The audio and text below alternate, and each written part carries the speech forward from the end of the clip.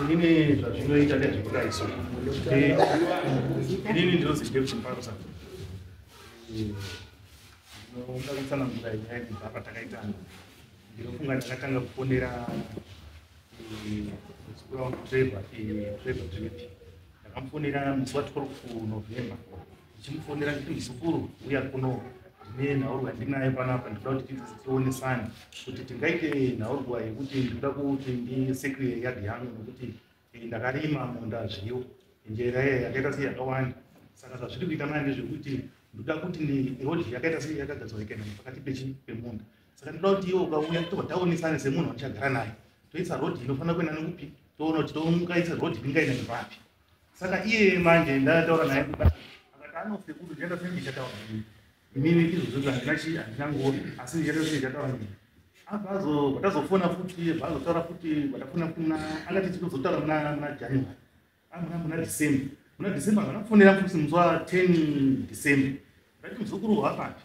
Abva ndita unoona kuti inini nguva handisatina naye kuti ndiite sendikuiko, asi ndicharonga ndoona kuti ndibhozi ndakabatwa nebasa kuti inini ndiri anozii uyu masoja chaplain.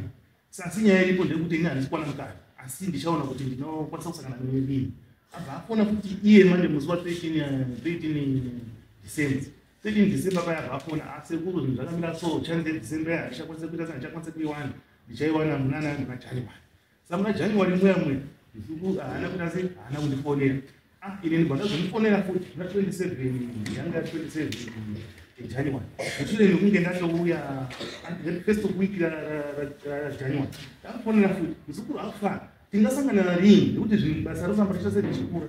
Kana vanhu vanozosarira mombe ndinozoshaya chanze kuti ndiite nekuti apa ndakasima mabhanana apa ndakaita sei mabhanana ndanga ndakaenda kumusha musi wa27 December ndomo ndakazomufonera inini first week January ndikati muzukuru afa wakamira sei hausataona zuva rekuti tisangane rinobasa. Akati handisandaita sei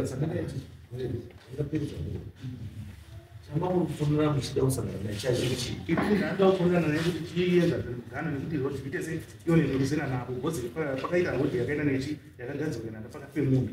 Saka inini ndanoti rodhi yakagadzirwa makorapfuura. rodhi yakagadzirwa nani? Yakagadzirwa nakanzeri. Ndiye akagadzira rodhi. Makapinda nerodhi munda mangu. Saka kana munda menyu mamukufonera kuti wekutazodiva munda menyu. Isusu tarifunana naTrevi chiti isusu toda kugadzira rodhi ibva iite sei iende nekumugara iende kwauyu. Haiwa kwete ikoko. Make sense. Munda ndewenyu, rodhi iri munda menyu. Mofonera kuti niye rodhi. Muda kuti auye kodiva rodhi. Iye anga asiri suppose kuti aiti isusuka mudaidza patatu kunyanya kuita kwakuti mona mugana tinobva tazoona pekuita sei kuisa rodhi yedu isusu.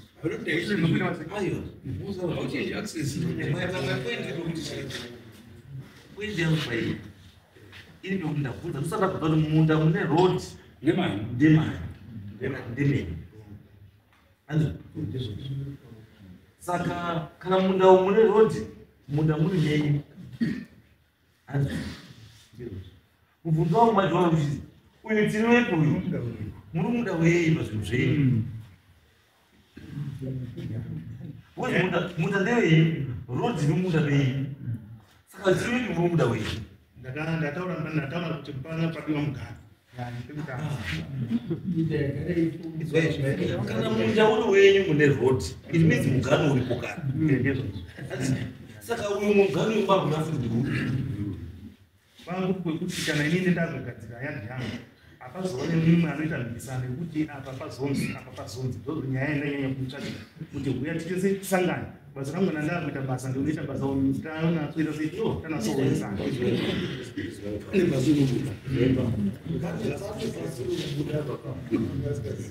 apa munotaura imi kuti mwese pamurima mabhanana vamurima matinabhanana nechi handisi mamurima mamuzoziva mugano iyi Ai mugano taiuziva. Saka mama unoda kuti mwamunoda mugano Wachinja. Nyaya yanga yaitika apa ndeyekuti kuti tidada takaona kuti noizi yacho yevanhu. noizi kana kwakagara pari clean Makazochinja rodhi. Unoda wachinja. Ichiisepi. Rodhi yacho takaisa mukati meyadhi yangu so.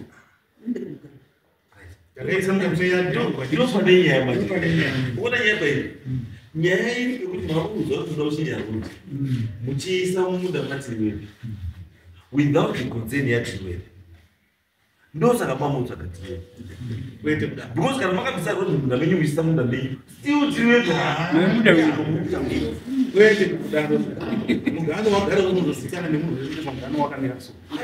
mugano wagara une dispute Mugano wanga usina dispute. saka umuda wei tirwepi tirwepi urumuda wei rodhi yabva mumunda mako ikaenda futi muyadhi mako saka tirwepi urumuda wei Inini ndakati ndigadzire rodhi yangu.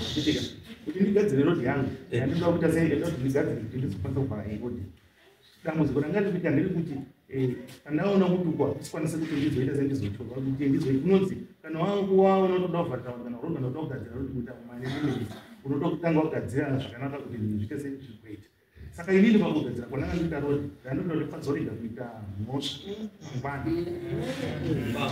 Tiriwebe rodhi iri kupi zvinezvi.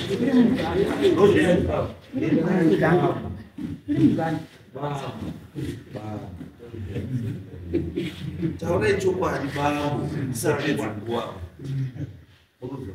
kana paine pagara paine dispute mutaura kuti pagara paine dispute kana pane dispute yakati Pane nomesi. because zvamunotaura pamwe hazvidhizevi kuti namunge muri makamirana kana munotaura kuti murodhi yanero munda menyu bva maendesa munda menyu maisa muyadhi menyu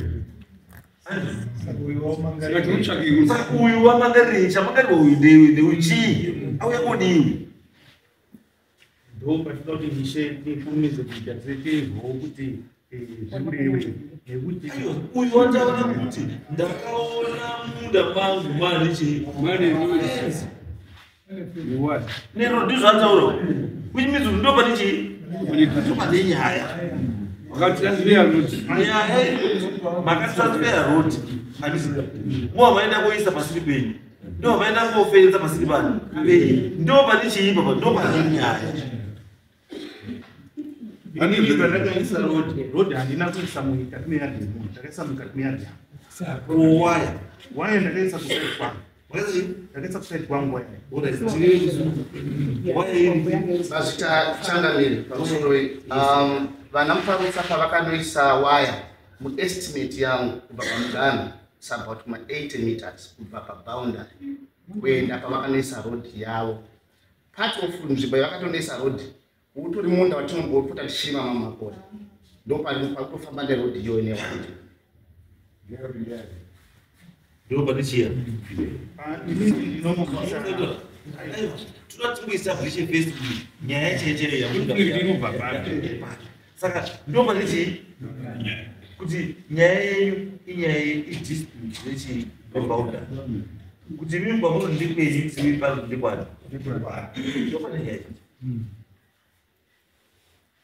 ndopa kuti tibatsire nekuti aiwa izwa izvi inotanga kubatsireni mamuzvibasi ndikutsvake mamwe ndibatsire kutaura chokwadi Mukanyepera mamba wabatsira. chokwadi nechedispute ndeyeyendi Pane mari. Ndichataura nesi. dispute yelendi ndoiri haisi dispute yeleni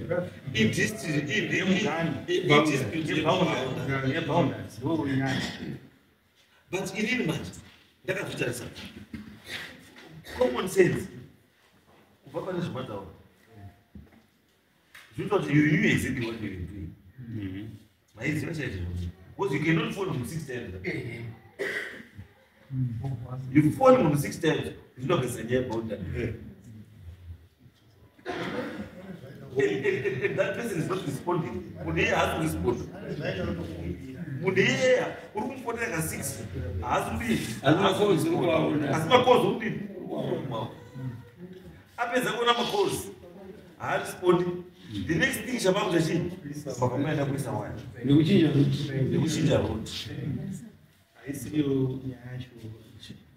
Dai road isina kuchinja pasina kuiswa waya muri mudadisiwa nyaya irikuitika apa ndokundreshi dai road isina kuchinjwa pasina kuiswa waya mudai muri pano tingadai tisiri pano. saka chakonzeresa kuti muri pano chii Boundary way yakonzeresa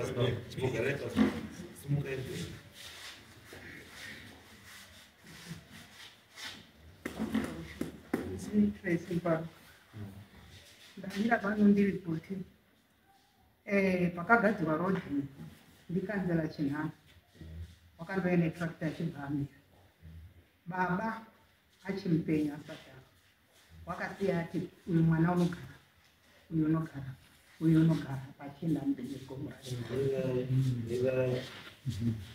chinhano wauya netrakta wobva atosvika netrakta kotogadzira rodhi pamuda yemunhu asina kukumbira kana kubvunza kana kuti ndepani ndizvo ndakasvika papasi pamuganuba mamumunda mwedu